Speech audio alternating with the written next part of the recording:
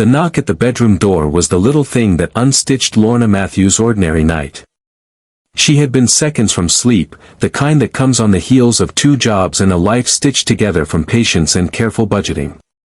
Her son's voice, low and urgent, called through the wood, "Ma, someone sent me a letter. They say I might not be yours." The words landed like a small earthquake. Lorna swung her legs off the bed and felt the cool floor under her feet. The apartment was the same it had been for years, the lemon scent of cleaner in the kitchen, a pile of folded laundry on the couch, a school picture on the refrigerator. Those small certainties felt suddenly fragile. For 17 years she had held a simple truth close: Caleb was her son. She had raised him with midnight feeds and scraped-knee kisses, with the stubborn love of a woman who knew how to keep a life steady on scarce means.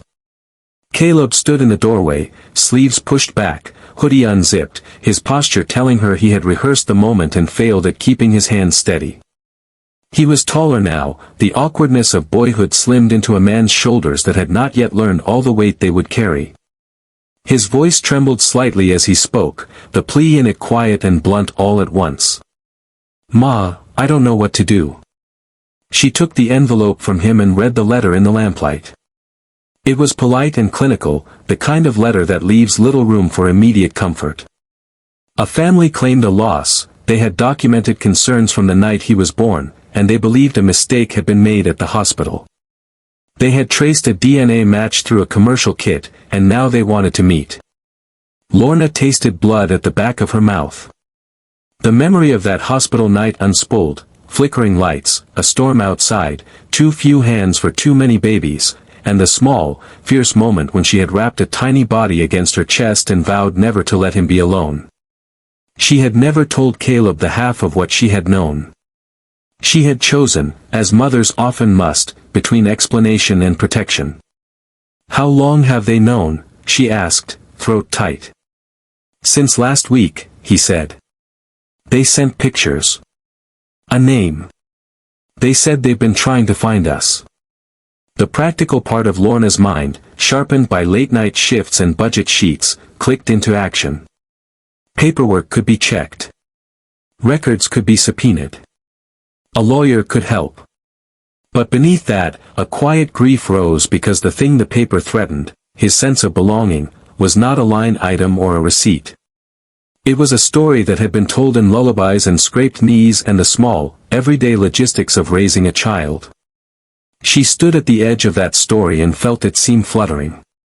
"You are my son," she said finally, and the words were stronger than she felt. "I have loved you since I first saw you. No paper can change that." Still, neither of them slept. The letter moved through their days like a satellite trailing light. It altered conversations, sharpened glances, rearranged plans. Lorna called a lawyer the next morning, Miss Carter from the church, who had a practical way of naming steps. They would request hospital records, file for a preservation order, and advise them on how to respond if a lawyer called. It was small armor, but it steadied Lorna when panic threatened to take the reins. The Coles, Richard and Evelyn, arrived at the apartment 2 days later, not with the ambush of television dramas but with polite, precise steps. They were careful in the way wealth often is, words measured and appointments scheduled. Evelyn trembled when she saw Caleb, and Richard held a card with a businesslike calm that suggested he had rehearsed this moment until his words fit neatly into a framework. They spoke of a child lost in a blur of a storm and of a family hollowed by absence. Caleb watched them with an expression that muddled curiosity with wariness. Part of him wanted to rush into this other story like a child running toward a carousel, seeking something new and bright. Part of him recoiled with a profound loyalty to the kitchen table where his first teeth had been stored in a shoebox and where he'd learned to braid his own hair under Lorna's patient hands. Lorna felt the first hot spike of fear when Richard asked for a DNA test. The law often had its way of making ordinary lives fractal, of carving them into pieces that could be rearranged at will. Ms. Carter advised caution, "Do not consent to anything without counsel," she said. If the Coles pursued legal action, the family would need a record of their life together, school records, medical forms, witnesses who could testify to Caleb's residence and upbringing. Neighbors rallied in the small ways that matter, casseroles left at the door, offers to watch Caleb's little sister if a court date came, eyes that pledged loyalty in the way that community does. Lorna took comfort in those things and drew quiet strength from an unglamorous network of people who had borne witness to her son's life. At school, Caleb found himself a walking headline. Peers asked the kind of invasive questions teenagers think are harmless. What would it be like to have money? Would he get a new house? Would he move away? Friends slipped into silence when he could not answer. He logged into a DNA forum out of curiosity and was met with strangers who talked in percentages and pedigrees, as if identity could be boiled down to a spreadsheet. The private investigator Ms. Carter recommended found fragments of evidence, a nurse's rushed note about wristbands and a janitorial log that recorded an equipment transfer the night of Caleb's birth. Old surveillance footage, grainy and rattled by the storm, showed a cart moving down a hallway.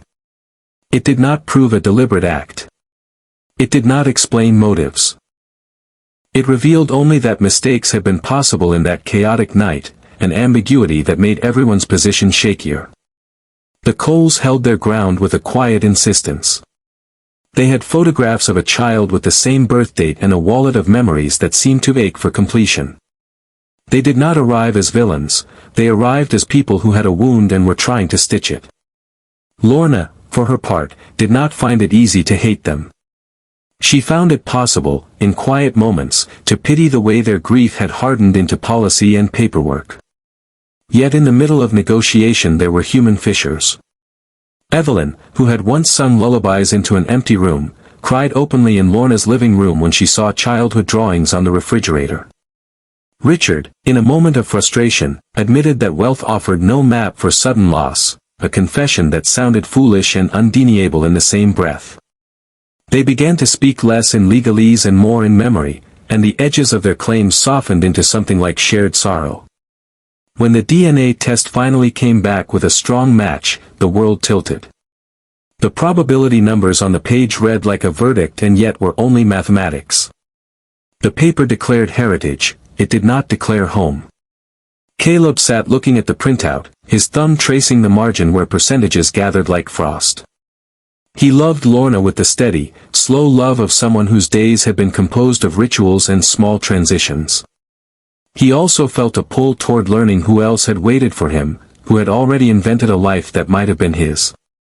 He could have chosen to flee into the story the test suggested, to seek a life arranged differently, with polished silver and foreign vacations. Instead, he made another choice. He proposed a meeting where the two families, not their lawyers, would sit and tell their stories. He wanted to hear about Evelyn's lullabies and to show Richard the drawings on his refrigerator. He wanted, in the simplest of human goals, to be known by both worlds without sacrificing either. That meeting unraveled the tidy instincts of every onlooker. There were moments of tenderness, the Coles showing a photo album that smelled faintly of dust, Lorna producing a shoebox of children's drawings. There were also ruptures, accusations, grief raised like a flag, the small cruelty of words spoken in the heat of fear. But something unexpected began to happen. A nurse who had worked the night of the storm, an older woman named Marta, came forward with a memory she had kept folded for years.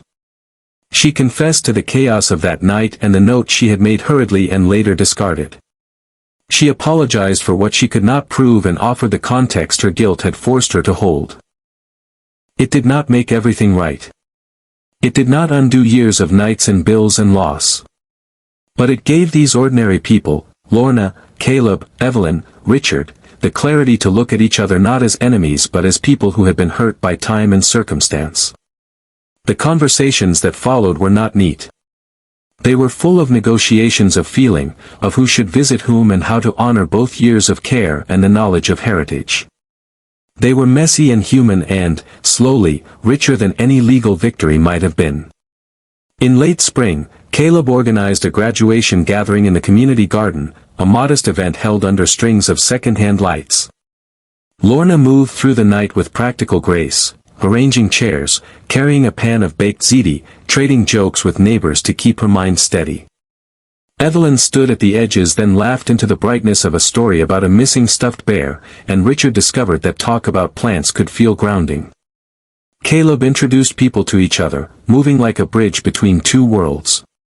He listened to stories, the neighbor who remembered his first day at school, a teacher who kept his art project from second grade, a friend who teased him about a misstep in a school play. When the night wound down, he stood beside Lorna, took her hand, and said that he truly wanted everyone to know that love was not a single address but a collection of afternoons like this. Over months the four of them, Lorna, Caleb, Evelyn, and Richard, found a way to fit their truths into the same story. They did not become one perfect family. They became something more complicated and, in many ways, more honest, two households that recognized the same face and tried, imperfectly, to hold it with care. Caleb visited the Coles sometimes, sat with Richard on a porch and talked about things that did not belong to courtroom lists. He took a photo with Evelyn and later hung it next to the school portrait in his room. He never forgot Sunday pancakes at Lorna's table, the comfort of hands that had steadyingly braided his hair, or the way she had been present in the small things that built a life. People in the building still asked questions. Some mornings Lorna woke with fear that she had made a mistake she could not undo. But she also felt a lightness she had not expected, the knowledge that truth, however painful, had allowed room for a new kind of trust. She did not lose Caleb to the world on a sheet of legal paper. She kept him by the work of showing up, by the slow accumulation of breakfasts and bandages and visits to the pediatrician when he twisted his ankle playing basketball. The story did not end with a courtroom parade or a tidy reconciliation. It ended, in the way real things do, with repetition, a door slammed in the evening, a laugh from the kitchen, a hand on the small of a back as two people passed the sink. There were dinners where the Coles sat with Lorna and her neighbors, and small holidays where children from both households sat in a single noisy circle. The twist, the letter that began the unraveling, became a seam in a larger cloth. It did not unmake them. It invited them to be more honest, to hold hard truths without cutting out the past. And on a quiet night, when Lorna listened for the sounds of the neighborhood and watched Caleb toss his backpack on the chair and head down the hallway to stand in a conversation with a friend, she felt a steadier heart. The fear that had once curled in her chest had not disappeared, but it had been softened by seeing Caleb hold both his histories without losing his own pulse. She had been right about one thing: the small, steady acts of mothering, the bandaging of knees, the late-night introductions to algebra, the whispered encouragements, were not erased by scientific tests or legal papers.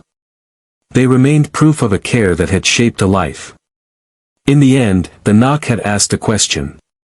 The answer was not a single line but a series of choices: to hold tightly, to open doors slowly, to speak truth when it mattered, and to make room for the complicated work of family. Caleb did not have to choose one identity to the exclusion of another. He learned that belonging can be built, not only discovered, and that sometimes the hardest, most honest work is to let both of your worlds teach you how to stand.